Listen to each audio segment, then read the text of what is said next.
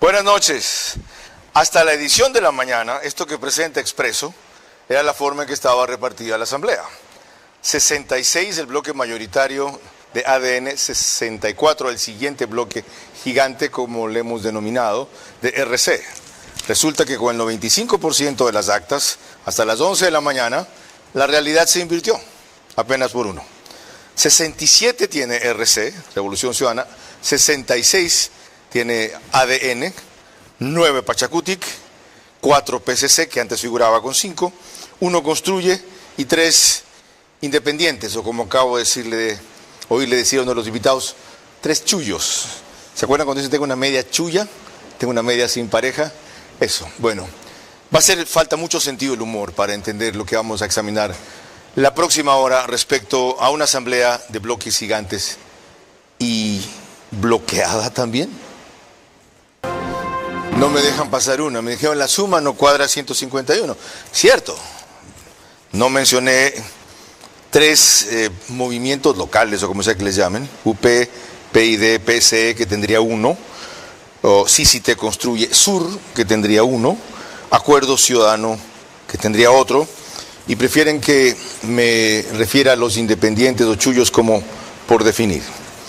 Lo que está por definirse es qué posición tendrá mayoritariamente la Asamblea, que como tanto se ha reclamado no es fragmentada, pero ahora resulta que puede terminar bloqueada. ¿Qué opciones hay? ¿Por dónde van las primeras declaraciones de quienes podrían ser uno u otra presidente de la próxima Asamblea como asambleísta más votado? Aunque eso no le da el derecho inmediatamente de ser elegido aquello, solamente de presidir la sesión de instalación inaugural.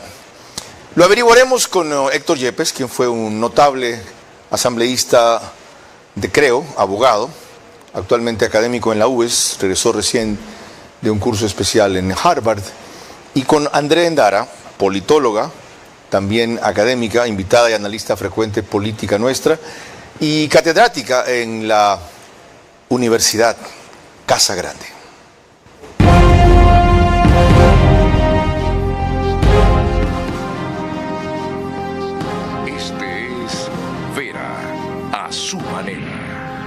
Un comunicador que desde 1975 ha sacudido la televisión con formatos y estilos polémicos, sin ocultar sus simpatías ni jactarse de objetividad, pues el periodismo de opinión siempre asume una posición. Bienvenidos a coincidir o discrepar con Vera a su manera. Opinión con propósito. Democracia.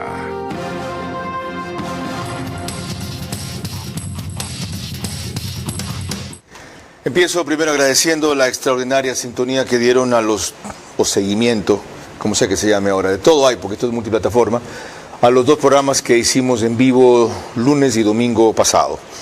Segundo, agradeciendo a mis invitados por acompañarnos a los tiempos.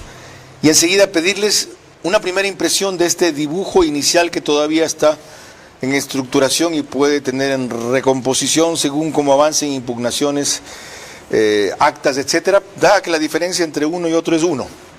Andrea, bienvenida. Bueno, muchísimas gracias por la invitación. Creo que hay 2 cosas claras que nos muestra esta posible conformación de la Asamblea.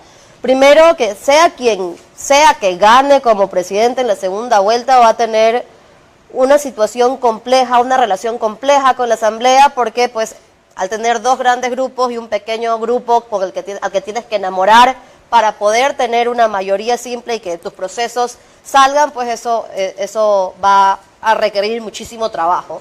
Y 2, que es el fiel reflejo de la polarización a la que nos ha llevado el país en este momento, que no podemos votar quizás por quienes tenemos una mayor afinidad en cuanto a valores, sino con estas 2 grandes tendencias que nos van a definir hacia dónde vamos. Pero no era eso lo que estábamos reclamando justamente cuando se sostenía la tesis de que se vote por asamblea en segunda vuelta para que, definida la segunda vuelta entre 2 presidenciables o finalistas, se diese a uno de ellos una mayoría significativa, y cualquiera que sea que gane la segunda vuelta la va a tener. Un bloque entre 66 y 67. ¿No era eso lo que tanto se pedía? Parcialmente, porque estábamos hablando de un país que no estaba tan polarizado como lo está ahora. Mira que pensemos en las presidenciales, cerca del 80% de la población se dedicó o se dividió en estas dos personas y el resto se vio diluido. Entonces eso sí va a dificultar la toma de decisiones porque son dos visiones completamente contrarias que hemos visto que les cuesta trabajar en conjunto. Ok. Héctor Yepes, si algo tienes de experiencia en eso. Usted tuvo 2 periodos ahí, ¿verdad? Sí. 8 años. No, perdón, un periodo, 4 años, que parecieron 8. Me pareció larguísimo. Bueno, es que hubo como 4 vicepresidentes en esos ese 4 periodo años. fue, ¿no? Fue fructífero en todo caso. Ok, con el aval de esa experiencia, bata la misma bola. Yo creo que hay algo positivo, que es que vamos a tener por primera vez en casi un siglo en el Ecuador un bipartidismo en la Asamblea Nacional. Esto no pasa desde el viejo Partido Liberal y Conservador en el Ecuador. Y eso significa cierta estabilidad, por lo menos uno sabe cuál es la cancha. 1. 2, esa estabilidad le va a jugar a favor al gobierno. Porque, ¿qué significa lo que ha pasado? Vamos a ver cómo queda el conteo final, pero estamos hablando de que 66, 67 tienen tanto RC como ADN y quedan 18 votos, que la mitad de esos son Pachacutic, 5, hasta el último conteo que vi, eran del PSC y hay otros más que probablemente de lo que vi podría que se sumen al gobierno. Inicialmente, Ahora, si la cosa la dividió usted así, y es Luisa quien gana, esos dos bloques son mucho más afines al correísmo que al novoísmo. En mi experiencia, recuerdo cuando Pachacutic estaba en la asamblea, lo que hacía era armar su propio bloque para negociar tema por tema. Vamos a ver, yo ahí no adelantaría cualquier conclusión. En todo caso, ¿qué significa eso? Nadie que sea gobierno va a tener mayoría solito, cosa que es normal. Ya. Va a haber un mega bloque de oposición férreo, cosa que no ha pasado casi nunca antes en la historia moderna del país. Pero eso significa que el presidente tiene una ventaja. ¿Por qué? Va a ser imposible censurar a un ministro. Porque para censurar a un ministro necesitas 2/3 y el bloque oficialista va a ser más de 1/3. El presidente, Gane dice quien gane. usted, el presidente dijo, no dijo la presidenta. Bueno, estoy hablando, el masculino que en castellano aplica para ambos. Ya. Pues eso es otro debate, no me meten en ese lío. Vale la aclaración, ya. Pero, a ver, sea Luisa o sea Daniel Noboa, la oposición no va a tener 2/3 para destituir a un ministro, para destituir al presidente, para hacer juicio político. No puede haber juicio político al Consejo de la Judicatura si el gobierno, cual sea, no está de acuerdo. Es decir, vamos a tener un escenario de mucha estabilidad que le va a jugar a favor al gobierno. No sé si para bien o para mal, eso habrá que ver. Andrea, ¿lo ve con el mismo optimismo o positivismo? ¿El vaso más medio lleno que medio vacío? Yo soy un poco más cauta, pero sí coincido en que por lo menos no vamos a caer en estas tretas de los juicios políticos, como muy bien dice Héctor, sino que les vamos a obligar pues a los asambleístas a que realmente empiecen a legislar más allá de utilizar su función de fiscalizador para irse en contra de uno u otro. Bueno, apenas hemos empezado y fíjense lo interesante que está la conversación. Les quiero recordar que nos pueden seguir por Facebook y YouTube, de Vera a su manera. Estamos en Extreme TV Cable, canal 15 de Vito TVO o 709, si lo que prefieren es alta definición, HD. En DirecTV, el canal 194 corresponde a Manavisión. Canal 9 en Manaví, solamente allá señal abierta. Y lo demás, por fin terminó sus vacaciones María Clara Triviño, que me da una mano. Bienvenida, María Clara. Te hemos extrañado. Gracias, Carlos. Yo también. Gracias a RTU estamos en todas las cableras, en DirecTV, canal 177, CNT, canal 12, TV Cable, canal 69, Claro TV, canal 30, Cable Unión, canal 9, y el número aproximado de hogares que a esta hora se unen a través de estas cableras para ver nuestro programa es aproximadamente 40,000. Y lo dije en serio, siempre los extraño. En radio se unen cerca de 5,000 más entre todas estas emisoras. Radio Centro, 101.3 FM, en audio y en imagen para sus plataformas digitales. Candela con K, 89.3 desde Portoviejo para todo Manaví. La Bonita del centro del país, en Riobamba, también 89.3 FM para Chimborazo, Cotopaxi y Tungurahua. Y en Quito, 101.7 FM. Radio Sucesos, líder en información en la capital de la República. Prosigamos. Y empezamos prácticamente revisando el programa de hoy que hemos titulado Asamblea de Bloques Gigantes bloqueada, revisando precisamente el análisis que realiza Patricio Díaz de Coavisa respecto a cómo se compondría hasta el momento la Asamblea Nacional. Junto a ellos notarán ustedes la diferencia entre el bloque mayoritario y el segundo, que es apenas de un asambleísta. ADN y la Revolución Ciudadana consiguen entre ambas más del 80% de las curules para la nueva asamblea. Según los resultados del escrutinio, el oficialismo será mayoría, pero con 1 o 2 legisladores sobre el correísmo. El Observatorio Legislativo realizó un cálculo con un promedio del 70% de los votos escrutados en provincias y en asambleístas nacionales, tomando en cuenta que las curules no se adjudican directamente, sino mediante un método de cálculo conocido como Webster. Con esa información, ADN alcanzaría 67 legisladores, Revolución Ciudadana 66, Pachacutic 8, el Partido Social Cristiano 5 y otros 5. En este grupo pueden llegar Construye Unidad Popular, por ejemplo. De los casi 100 candidatos que se lanzaron a la reelección, al menos el 60% ha sido reelectos, a pesar de que la ciudadanía se dio cuenta de que muchos de ellos no hicieron una buena gestión o incluso tuvieron más del 40% de faltas en el Pleno de la Asamblea Nacional, igual volvieron a ser reelectos. Los candidatos que lideran las listas nacionales de ambas tendencias son Anabela Asín y Nils Olsen por ADN, Raúl Chávez y Paola Cabezas por el correísmo. Como les dije hace pocos instantes, eso que fue una nota de esta mañana o anoche, ya se ha visto superado por los hechos hasta el mediodía de ahora. 67-66.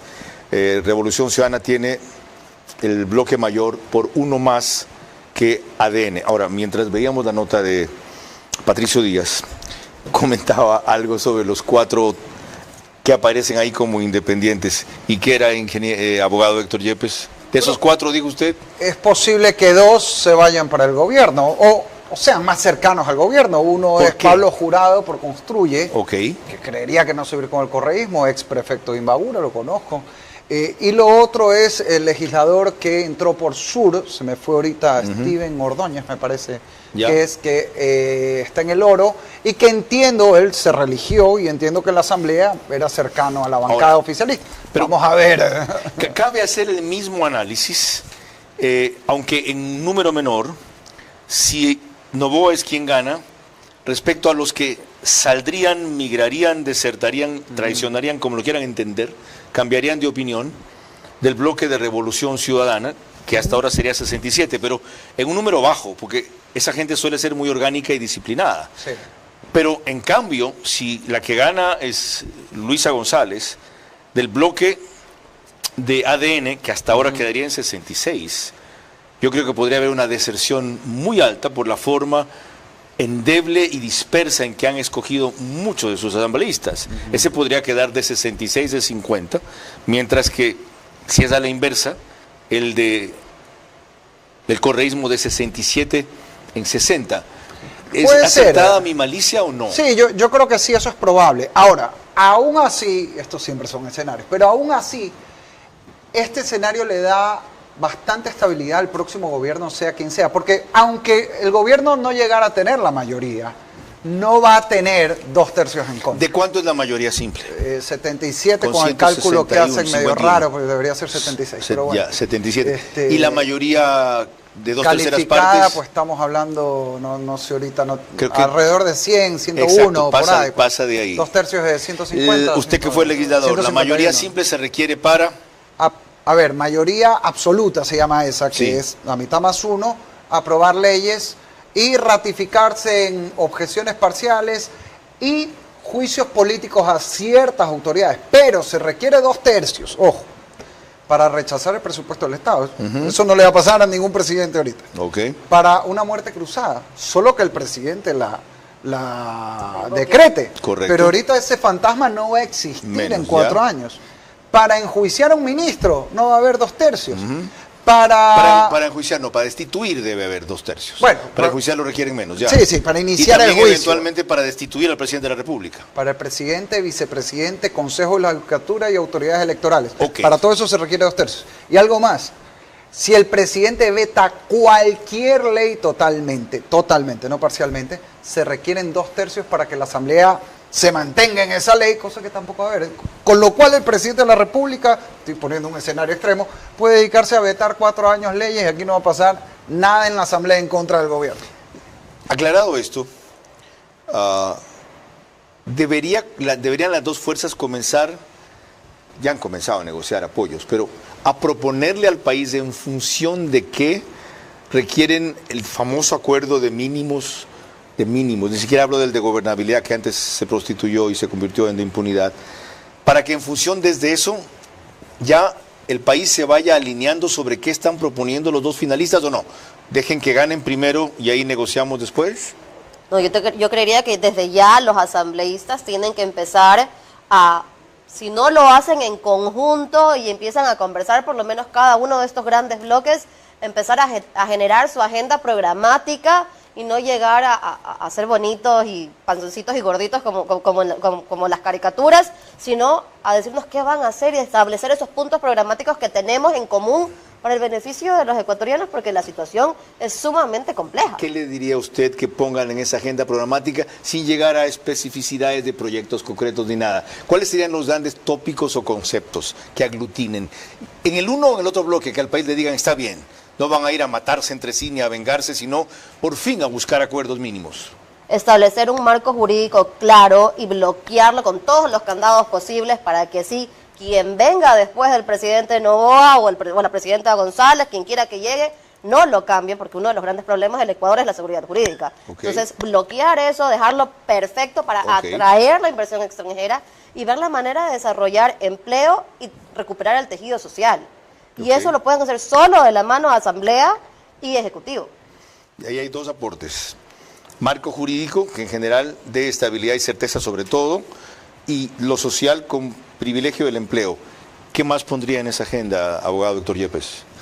Yo en eso estoy un poco más pesimista. O sea, yo no creo que va a haber ningún cambio radical porque los números no lo permiten.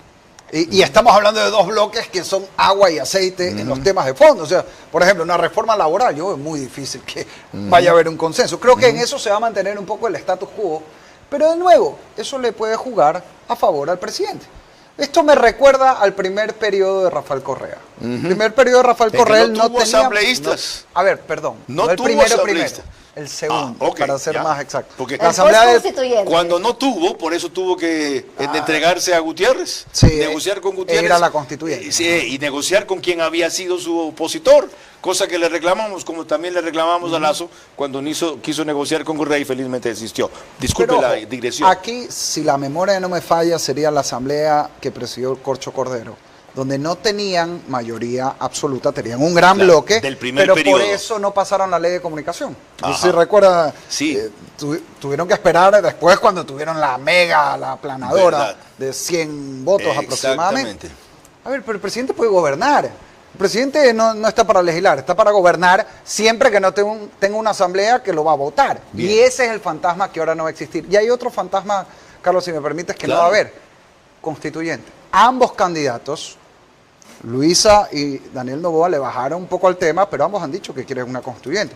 Con este escenario sería una locura política para cada uno de ellos llamar a una constituyente donde está a margen de error de que el otro te la gane. No hay mayoría clara para eso. Ya. Prosigamos con un aporte adicional a este bloque. María Clara. En efecto, tenemos que para FM Mundo, uno de los asambleístas más jóvenes y sobresalientes del pasado, Héctor Muñoz de Suma, hizo las siguientes reflexiones en torno a la conformación y a la operación de la Asamblea Legislativa en el Ecuador. Habrá que ver también que ninguno de los otros partidos o movimientos políticos que no sean ADN o Revolución Ciudadana van a llegar a tener bloque, ¿no es cierto? Con lo cual, van a tener que llegar a alianzas con alguno de ellos para poder optar, por ejemplo, para puestos en comisiones. Pero recordemos algo, no solamente la Asamblea se maneja por mayorías absolutas, es absolutamente necesario también analizar cuál va a ser la coyuntura para temas que la Asamblea necesita mayoría calificada, es decir, las 2/3 partes. Y me refiero, por ejemplo, a que la oposición, para poder tener actos políticos que puedan llegar a incomodar o a pegar al gobierno, como son juicios políticos, por ejemplo, algunos a los ministros de Estado, por ejemplo, necesita las 2/3 partes. Para un juicio político al mismo presidente de la República, si es que encuentran la causal, que podría interpretarse que con algunas acciones o errores que eventualmente ha cometido el presidente Noboa, se podría llegar a establecer una de las causales. Para temas de reformas constitucionales, cuando hablamos de enmiendas, que es una de las maneras de reformar a la Constitución, la Asamblea del Parlamento necesita las 2/3, a diferencia de las reformas parciales que ha presentado 4 el presidente. Para eso sí se necesita únicamente la mayoría absoluta. Repito, la proporción ADN-RC cambió y a partir del mediodía se volvió RC-ADN. 67 tendrían los correístas, 66 los novoístas. María Clara. Cuando volvamos en el siguiente bloque, lo que el presidente Daniel Noboa dijo hoy respecto a sus expectativas sobre la próxima asamblea, y también tendremos vía Zoom a Pablo Santillán. Una asamblea con 2 grandes bloques casi paritarios queda a merced de varios legisladores o hasta de uno que inclinarán la balanza. Que sea por acuerdos mínimos y públicos para legislar o fiscalizar por la prosperidad, descartando venganza e impunidad. Ocurrirá solo con presión ciudadana. Estoy más cómodo, disculpen la informalidad. Les recuerdo que nos pueden ver para el reprise del programa en OnePlus, canal 14, el mismo número en las 3 cables que lo reproducen, Extreme TV Cable, CNT, Claro TV, solo que 24 horas después y a las 6 de la mañana, un horario más cómodo. En cuanto al periódico digital Ecuador en Vivo, apenas termina este espacio, saca un resumen en su portal de noticias y página principal. Retomemos este apasionante análisis de una asamblea de bloques gigantes bloqueada. María Clara. Ahora veremos que en una entrevista de apenas media hora, en la cual hizo múltiples definiciones ante María Sol Pons y Alfonso Har, panelistas de Radio Centro, el presidente de la República, Daniel Noboa, formuló sus primeras reflexiones públicas respecto a su relación con la próxima asamblea en el evento de que él sea electo.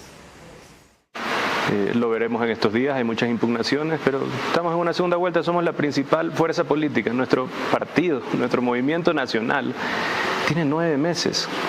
9 meses. Aún así tuvimos el mayor bloque en la asamblea y hemos ganado esta primera vuelta. Como digo, me siento orgulloso del pueblo que ha votado por nosotros, orgulloso de las personas que se esforzaron también durante la campaña y los militantes y toda la gente que creyó en este nuevo Ecuador.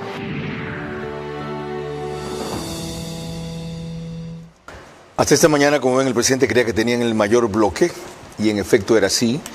Ya van a ver luego en otro fragmento de la entrevista, él explicó que en una serie de jurisdicciones votantes habían sido presionados para sufragar, ya verán por quién y en qué términos lo dijo, que es sumamente revelador y sumamente grave.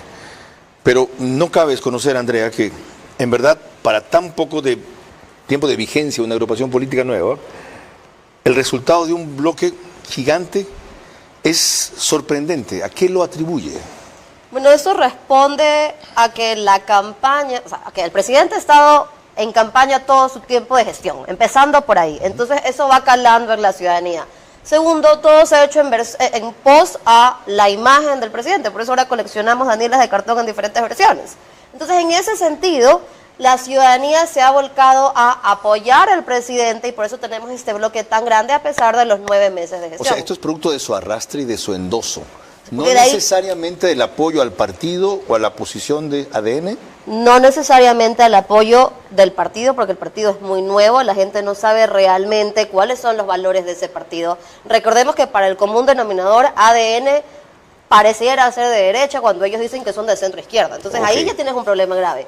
Y segundo, que responden a este anticorreísmo y esta idea que hemos tenido en los últimos años de votar por no llegar, para que no llegue el correísmo. Entonces, en ese sentido, por supuesto que llegan estas personas que vienen desde diferentes partidos, que no conocemos, más allá de unos cuantos. Que lo tengan muy claro cuando valoren su votación, tanto para presidente hasta ahora, por él, como por el bloque. Según André Endara, hay un alto componente de anticorreísmo. No necesariamente de endoso a él o a los legisladores, sino a que él aparece, y es hasta ahora, como la única fuerza capaz de frenar a la otra.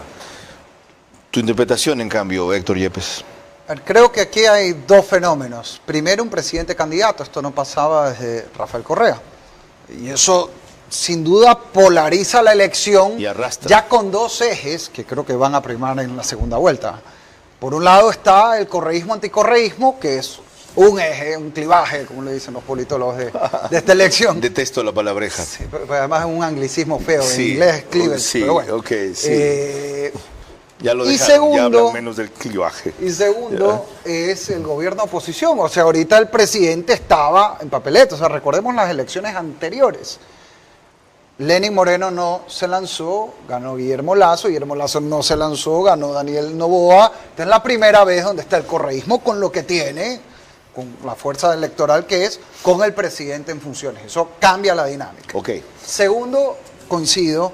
A ver, Ecuador no es el único partido en sentido estricto donde la gente vota por causas, es Pachacuti. Porque ahí hay un voto independientemente de quién es el candidato. Muy el resto de disciplinado partidos, y orgánico, correcto. El resto de partidos votan por el candidato a presidente, esa es la realidad. Ok, Pablo Santillán, ¿cómo evalúa usted la realidad como uno de los más acreditados conocedores de procedimiento legislativo, cabildeo, en varias instancias cercano a la Asamblea, en asesorías en la legislatura, etcétera? Descífrenos del mapa hasta el momento. Bienvenido. Muchas gracias, Carlos, por la invitación. Buenas noches con los televidentes. Bueno, desde el retorno a la democracia me parece que es la primera ocasión que tenemos una asamblea bipartidista. No hemos visto estas elecciones así. Hasta la asamblea anterior teníamos una primera mayoría, una primera minoría, quiero decir, porque nunca se llegaba a la mayoría absoluta, excepto en un periodo del correísmo que sobrepasaron los 100 votos. Pero esto lo que va a hacer es, para cualquiera de los candidatos que llegue a la presidencia, va a ser harto difícil poder tener gobernabilidad desde el Ejecutivo. Una asamblea totalmente polarizada, cuando ninguna de las dos mayorías, ahora no se sabe quién tiene es el mayor bloque, si es ADN, si es RC. En la mañana estaba primero ADN con 68, ahora a las 3 de la tarde había un cambio según los escrutinios, 67 para la Revolución Ciudadana y ADN 66. Les falta todavía para llegar a la mayoría absoluta de tener 76 votos, y ninguna de las otras fuerzas políticas con representación en el Parlamento tiene siquiera la posibilidad de constituirse en una bancada legislativa. Así es. Lo que obligará a hacer acercamientos y alianzas para poder tener gobernabilidad y al menos tener la mayoría absoluta para la aprobación de leyes, básicamente, porque para otras, en el caso de fiscalización, acepto de los ministros, secretarios de Estado, que se requiere las 2/3 partes para una censura y destitución, que sería con esta nueva conformación de 101 asambleístas. El resto necesita 76 votos para las resoluciones que adopte la Asamblea Nacional. Pablo, aclarado eso, usted sabe que desgraciadamente no se van a negociar muchos apoyos a la que eventualmente podría ser una mayoría más amplia en función de alianzas, agendas, programas, nada. El gobierno tiene la gran posibilidad de hacerlo con lo que puede ofrecer estando todavía en el poder, ya, en este par de meses, y la oposición con la gran posibilidad de expectativa de lo que sería si vuelve nuevamente al poder, cuestión de la cual está más cerca que nunca. ¿Cuál de las dos opciones tiene? ¿La expectativa de poder o el poder actual desgastado? Mejor opción de jalarse para sí a todo ese grupo, excepción Pachacutic, Héctor Yepes, para mí, incluido Pachacutic.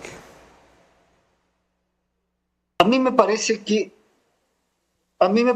el gobierno tiene todas las posibilidades de consolidar una mayoría previo a la posesión de un nuevo gobierno, porque está manejando el aparato burocrático y podría tener una posibilidad de ampliar el gobierno, un gobierno de concertación que le permita tener espacios a diferentes organizaciones políticas para que puedan colaborar en la gestión pública.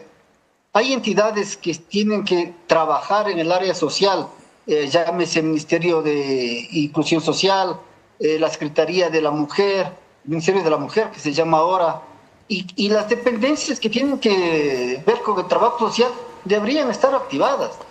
Lo que pasa que ahí, Carlos, hay un problema. Yo le he venido diciendo desde hace mucho tiempo atrás, los mandos medios en las instituciones públicas no son funcionarios públicos que pertenezcan a una burocracia, que es lo que tiene todo aparato burocrático. Aquí tenemos militantes que son parte del sector público y esos mandos medios son quienes en varios gobiernos posteriores al correísmo han sido quienes filtran información o boicotean la gestión del gobierno de turno. Así es. Entonces, me parece que ahí hay que hacer un barrido, una limpieza, o simplemente poner ojos para que estos segmentos de la burocracia tengan que actuar conforme a los intereses del país y no de la organización política que le dio la oportunidad de estar en un cargo público. Mil gracias, muy amable, abogado Pablo Santillán. Él dejó suelto un criterio que les quiero poner luego sobre la mesa al volver. A los tiempos oigo que retorna la propuesta y la palabra, la necesidad de un gobierno de concertación. ¿Es posible concertar en torno a qué? ¿Es necesario? Antes de eso, María Clara. Al volver en el siguiente bloque veremos cómo han reaccionado hasta ahora dos de las personas que se cree podrían presidir la asamblea.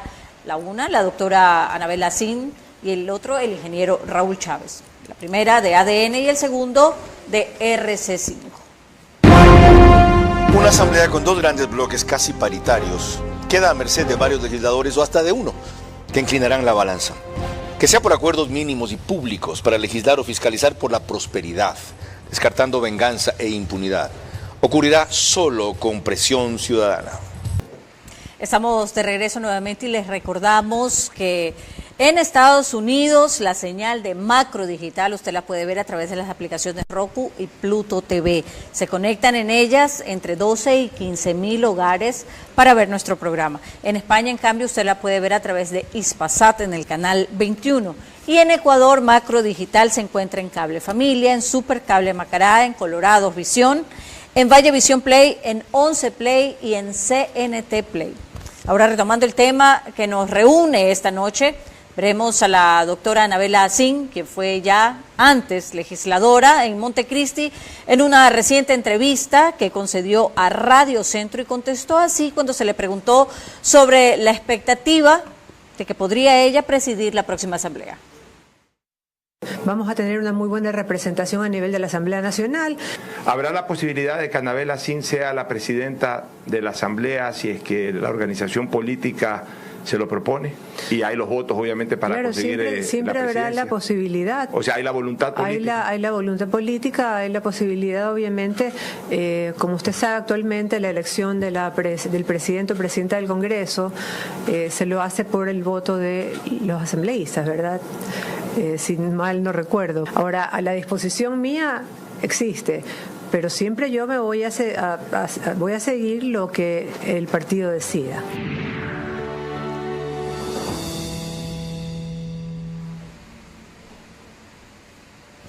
Del mismo modo, en Radio Centro, pero esta mañana Raúl Chávez, primero en la lista nacional de la Alianza Reto Revolución Ciudadana, admitió la posibilidad de no sacar el cuerpo, palabras que usó textualmente, si le plantean presidir la Asamblea. Las conversaciones han iniciado con todos los sectores, ¿no? Por supuesto, desde el domingo mismo no hay tiempo que perder. Y si luego de muchas conversaciones lo que resulta es que mi posición podría ser presidirla o ser candidato para presidirla, bueno, yo no le saco el cuerpo a las cosas, pero se los digo de corazón, no es tampoco algo que me quita el sueño. O sea, no es que yo estoy para asambleísta o propuse ser candidato a asambleísta para llegar a la presidencia. Eso será consecuencia de lo que se vaya desarrollando en estas últimas semanas. Como hemos visto, en dos de quienes serían los asambleístas más votados, predisposición a presidir la asamblea si eventualmente les proponen, les toca y consiguen los votos. Lo que sí será uno de los dos es quien presida la instalación de la asamblea 2 o 3 días antes, cosa que corresponde al más votado nacional. Pero retomo lo que les dejé boteando en el bloque anterior. Ya se ha hablado de la necesidad de un gobierno de concertación, de lo que se perfila hasta ahora. ¿Le ven posibilidad y qué entender por un gobierno de concertación? Antes pregunté de qué pondrían como ingredientes en los acuerdos mínimos, pero ¿qué es un gobierno de concertación? ¿Conmigo? Andrea. Ya, empezamos conmigo. A ver, un gobierno de concertación, como para explicarlo fácil a nuestros televidentes, es donde se establecen ciertos puntos programáticos en los que todos estamos de acuerdo y vamos a trabajar en pos de estos puntos. Con el partido opositor siendo parte del Ejecutivo invitado a cooperar en el ejercicio del poder. Ahí depende. Generalmente pensemos en la concertación chilena, donde hay una serie de partidos que no necesariamente son los del partido gobernante, pero trabajan en conjunto y sí negocian para estos puntos en particular. Ese ejemplo funcionó 20 años para darle estabilidad a Chile. Exacto. 20 años. Y no cambiando la Constitución. Exacto. Pero alternando entre socialistas y demócratas cristianos presidiendo el poder. Claro, pero tenían ciertos puntos que nadie dejaba de apoyar. Entonces, con esa hoja de ruta clara, se podía gobernar más allá de las tendencias ideológicas de cada uno de los partidos. Abogado Héctor Yepes, lo veo necesario. La pregunta entonces es, ¿lo ve factible? Yo lo veo complicado, me encantaría, o sea, ojalá eso se diera, sería lo ideal para el país, siendo que ahorita sería una conversación entre dos personas, ¿no? Daniel Noboa y Rafael Correa. O sea, tienen que poner así un teléfono, una línea roja como la que tenía Estados Unidos y Rusia. Se ponen de acuerdo y hay gobernabilidad absoluta. Habría que ver si eso es deseable dependiendo de qué términos involucre un eventual acuerdo. Pues eso es un escenario. El otro sería que el gobierno tenga una mayoría con Pachacuti y el Partido Social Cristiano. O sea, si tanto Pachacuti y el PCC se suman al bloque oficialista cual sea, habría mayoría en la Asamblea.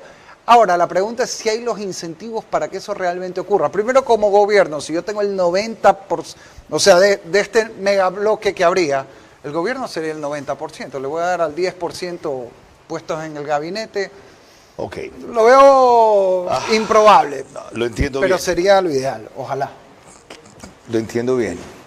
Este tema los comprometo para más adelante, según como termine de estructurarse la Asamblea, desarrollarlo, porque vale la pena proponerlo, hurgarlo, perfilarlo, ya por lo que acaba de decir Héctor Yepes, sería lo ideal. Inclusive, yo no me extraño de que tengan que conversar, como dice Héctor Yepes, Correa y Noboa. El problema no es no conversar, el problema es qué acordar y luego cómo transparentar eso. Recuerden que ya Lasso tuvo que conversar con el enemigo que derrotó, fue Correa, alentado por Noboa en un pacto tripartita.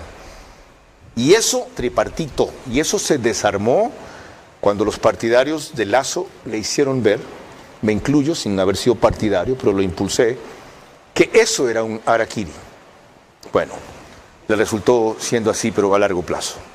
María Clara. Al regresar en el siguiente bloque, más elementos de análisis sobre las negociaciones que se darán seguramente en la futura asamblea. Una asamblea con dos grandes bloques casi paritarios queda a merced de varios legisladores o hasta de uno que inclinarán la balanza, que sea por acuerdos mínimos y públicos para legislar o fiscalizar por la prosperidad, descartando venganza e impunidad. Ocurrirá solo con presión ciudadana. Estamos desde los estudios del canal 24/7 y eso significa que usted nos puede ver a través de Stream, TV Cable, Canal 3, Claro TV, Canal 9, Divinet, Canal 12 y Data MS Televisión, Canal 99. Ahora, retomando el tema de la noche, veremos otro fragmento del presidente de la República, Daniel Noboa, en donde dice que siempre existe la posibilidad de dialogar cuando se está en el legislativo. Es lo que él recordó acerca de su experiencia también como legislador. Siempre existe la posibilidad de bloqueo. Yo he sido asambleísta y asimismo he visto partidos de ultraderecha votar con la extrema izquierda, he visto pues partidos pro empresa votar pues con los que están a favor de la minería ilegal. Eso pues es usualmente no hace mucho sentido. Lo que sí estamos es abiertos a conversar con todos los bloques y tener acuerdos base, acuerdos mínimos en las cosas principales para generar progreso en este país. En la Asamblea todos tienen que hablar con todos. Esa es la base del legislativo. La semana pasada en Radio Centro, la doctora Sin dijo de que ella no tendría ningún inconveniente si su organización política le propone ser la presidenta de la Asamblea. ¿Usted estaría de acuerdo si se logra una mayoría? Sí, pero voy a estar de acuerdo que mi madre sea presidenta de la Asamblea. Creo que tiene todos los méritos para hacerlo. Será también decisión de ella. Ella dijo que sí. Bueno, entonces ya está la respuesta. Traducción, abogado Héctor Yepes. Bueno, ya sabemos que si Daniel Noboa se reelige, Anabela Asín será presidenta de la Asamblea. A ver, yo creo que lo que dice el presidente Daniel Noboa es lo lógico. En la Asamblea tiene que haber diálogo entre todas las fuerzas y creo que un problema tradicional que tiene el Ecuador y que tiene buena parte de la prensa y ciertas redes sociales como Twitter es que se sataniza a veces esto cuando es lo normal. Pues, o sea, a ver, esto es sencillo, la regla de la democracia, y si no, pues que alguien instale una monarquía, pero en una democracia... ¿Él que esos diálogos los va a comandar ahora estando en el poder como líder de ADN? Puede ser, pero todo eso va a estar sujeto... A ver, usted dijo hace un rato...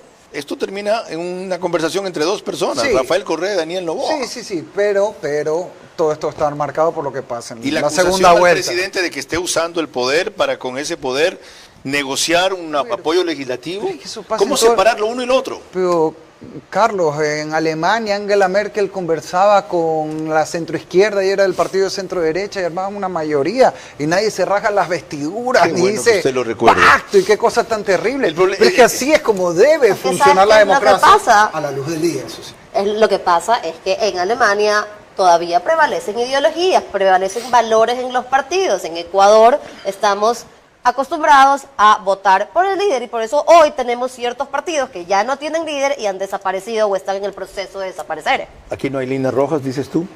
No, por eso tenemos tantos camisetazos y es lo que te decía fuera de cámara. Si es que Daniel Noboa no gana, probablemente esa bancada tan grande se va a ir dispersando hacia otras bancadas. ¿Qué cuidados, por lo tanto, o aprehensiones hay que tener en este periodo de 2 meses?